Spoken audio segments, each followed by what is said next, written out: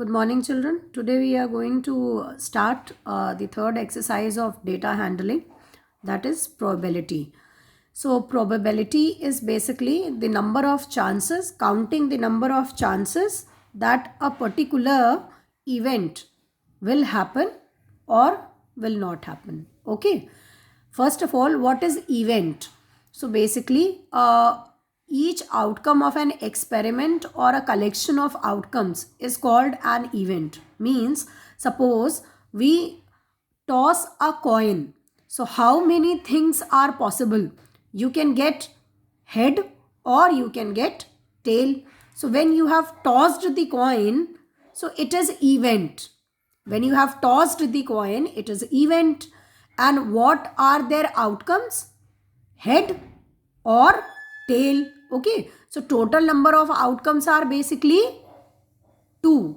When we are talking about an event tossing a single coin, then 2 possibilities are there. Either we can get head or we can get tail. So these possibilities are called outcomes.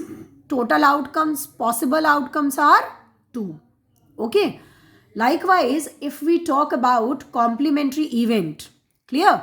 So if we say that it is going to rain today, clear? So this is the event that it is going to rain today. But if it does not rain, it is the complementary event.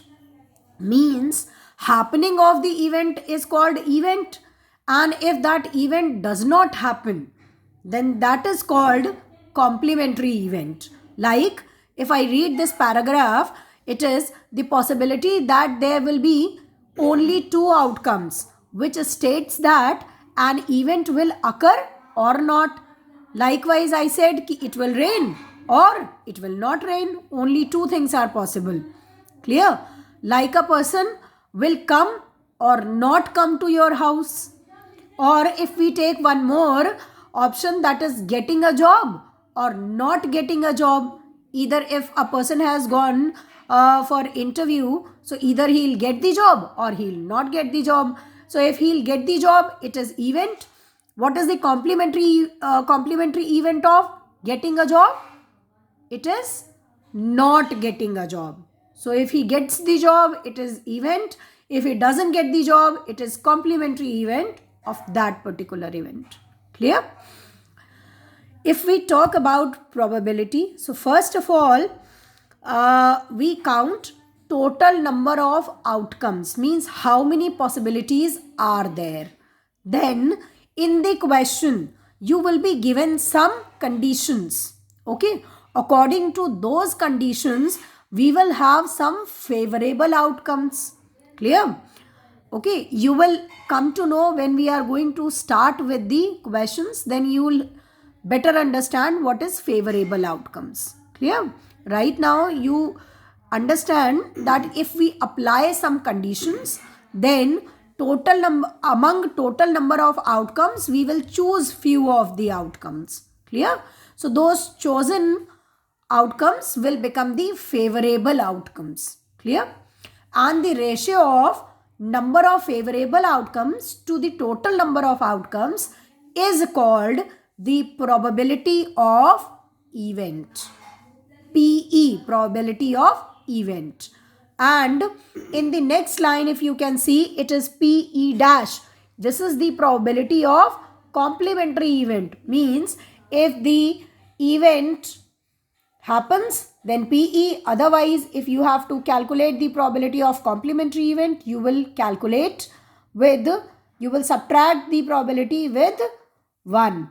Acha, one thing, always remember, the value of probability always lies between 0 and 1. Means 0 means the probability of the event that it will happen is 0. Means it is impossible that that particular event will happen. And gradually it increases and it stops at 1. Means 1 is 100% that the event will happen. Clear? So maximum value of probability is 1 and minimum value of probability is 0.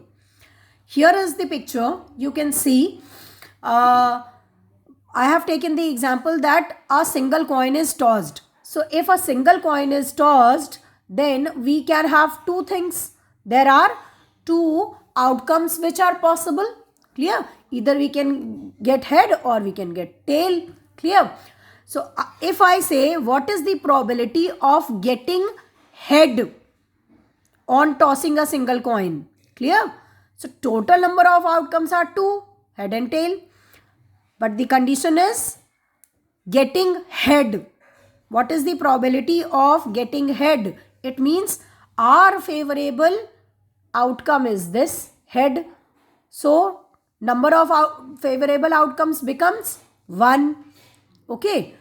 The formula of probability says that favorable outcomes divided by total number of outcomes. So we have one favorable outcome and we have two total outcomes.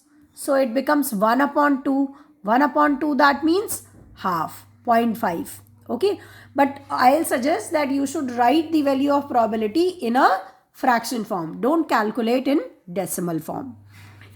The diagram shows the similar thing, that even chances like if we talk about tossing a single coin, so there are 50% chances that you will get head, 50% chances you will get tail. 50% means 1 upon 2. As you have seen that we have calculated the probability, we have got 1 upon 2. Okay. And if we gradually shift this side, it becomes impossible. Impossible means if you throw a dice and I say that what is the probability of getting 7 on throwing the dice? So we do not have 7 on the dice. Do we have 7 on the dice? We have dots like 1, 2, 3, 4, 5 and 6. We don't have any 7 dots on the dice. So this will be the impossible event and the probability of this will be 0. Clear? Able to understand? Now we'll pick up the question from your book. Question number 2. It says that a dice is rolled once. So if a dice is rolled, then how many possibilities are there? You can get 1, you can get 2, you can get 3, you can get 4, you can get 5, you can get 6. So total number of outcomes becomes 6. Okay, remember. Now, first part, find the probability of getting an even number. So this is the condition. So we have total 6 outcomes. Among them, how many even numbers are there? Total number of outcomes are 6. 1, 2, 3, 4, 5 and 6. Even numbers, 2 is even, 4 is even, 6 is even. So we have favorable outcomes becomes 3. Are you getting it? 1, 2 and 3. So probability becomes favorable outcomes, number of favorable outcomes divided by total number of outcomes. So favorable outcomes are 3, total number of outcomes are 6. So probability becomes 3 upon 6. That means 1 upon 2. And we will leave like this only. We will not convert it into decimals. Clear? Now second part says that what is the probability of getting multiple of 3? So again we look at the total number of outcomes. We have 1, 2, 3, 4, 5 and 6. Clear? How many numbers are there which are multiples of 3? 3 is there and 6 is there. So now favorable outcomes, we want 3 or 6. Clear? So 2. Favorable outcomes becomes 2. And total number of outcomes will remain same for the entire question. So it becomes 2 upon 6. Favorable outcomes divided by total number of outcomes, 2 upon 6. That means 1 upon 3. Not a multiple of 3. So this not a multiple of 3 you can calculate by 2 ways. I have told you complementary thing. Okay. So you can get what the probability of getting multiple of 3 is 1 upon 3. What is the probability of getting not a multiple of 3? Okay. So it is complementary event of this. So you can subtract 1 upon 3 from 1. 1 minus 1 upon 3 becomes 2 upon 3. Clear? Or you can look at from these, you can pick up how many numbers are there which are not multiple of 3. 1, 2, 4 and 5. So total becomes 4. So favorable outcomes becomes 4. 4 upon 6. You will cancel, you will get 2 upon 3. So you can solve either way. Now, if we toss two coins together, clear? So how many possibilities are there? You can get head and head. On both the coins you are getting head. On first coin you are getting head, on the second coin you are getting tail, head and tail. Or on the first coin you are getting tail, the second coin you are getting head, T and H, clear? On both the coins you are getting tail and tail, clear? So we have 4 possibilities. So total number of outcomes becomes 4. What is the probability of getting 2 tails? तो 2 tails इसमें कहाँ पर आ रही हैं? कितने outcomes में we are getting 2 tails? We are getting 2 tails only in one outcome. So favorable outcomes become 1. Total number of outcomes are 4. So probability becomes favorable outcomes divided by total number of outcomes, that is 1 upon 4. Clear? At least one tail. At least one tail means कम से कम एक tail होना चाहिए, 2 भी हो सकते हैं. One tail is must, 2 tails are also accepted. Clear? So here we have one tail, here we have one tail, here we have 2 tails. So all these 3 will be accepted. We cannot accept HH. Clear? Because there we do not have even a single tail. So favorable outcomes becomes these 3.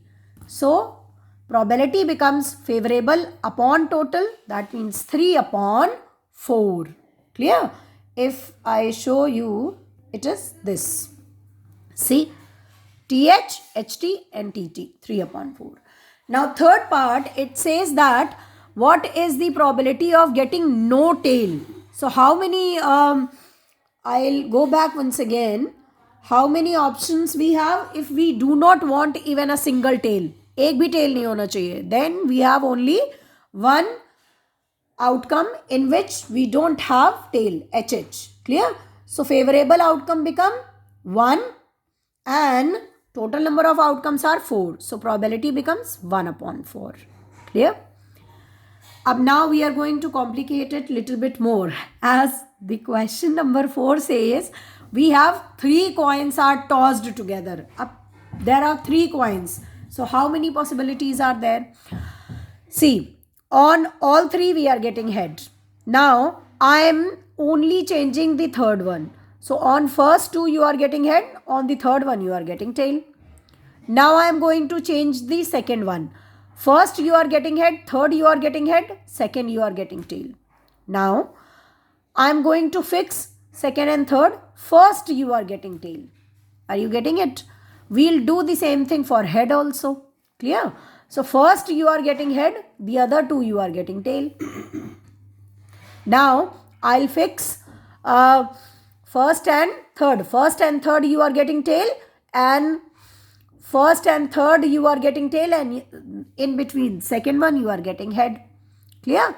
And first and second you are getting tail, the third one you are getting head. Means you have to write that first any 2 you have to fix, and the third one should be head, head, head, and any 2 you can fix, the third one should be tail, tail, tail.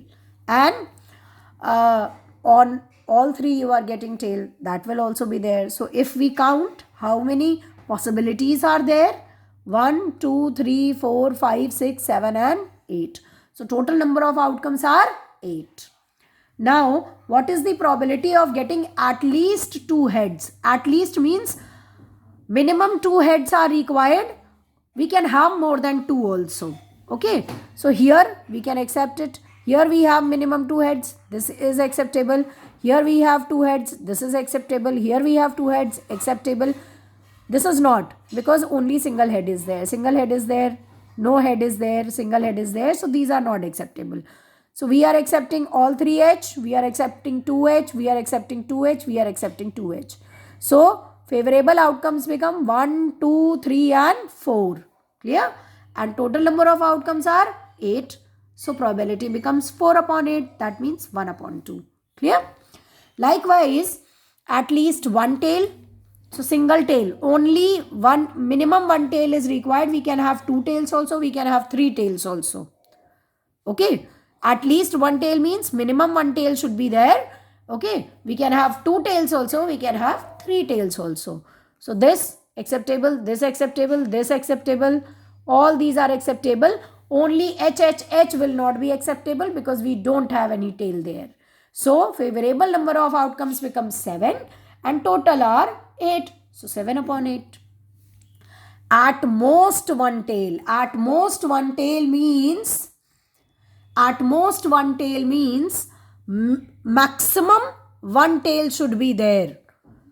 More than one tail is not acceptable. And if we do not have tail, then also it is acceptable. Clear? Maximum we should have one tail. HHH is acceptable. Maximum one tail. HHT, maximum one tail. HTH will be acceptable. THH will be acceptable. And the moment we will have two tails, we will not accept it. So we have 1, 2, 3 and 4. 4 number of favorable outcomes becomes 4. Clear? 4 upon 8. Now, if two dice are rolled simultaneously, clear? Then what will happen? You have to understand.